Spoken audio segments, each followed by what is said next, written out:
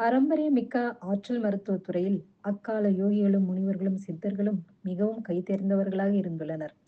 அப்பாரம்பரியமிக்க மருத்துவ அறிவு இன்று அனைத்துவித குணப்படுத்தும் மருத்துவ விஞ்ஞான பாடத்திட்டத்திற்கு ஏற்றாற்போல ஹியூமன் எனர்ஜி மெடிசனாக மாறி பயன்பாட்டுக்குள்ளது குறிப்பிடத்தக்கது.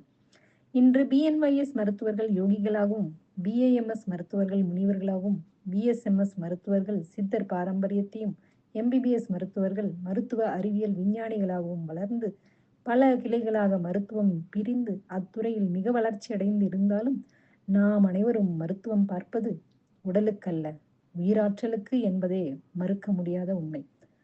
முதிர்ச்சியடைந்த விஞ்ஞானம் எதை ஒப்புக்கொள்கிறது?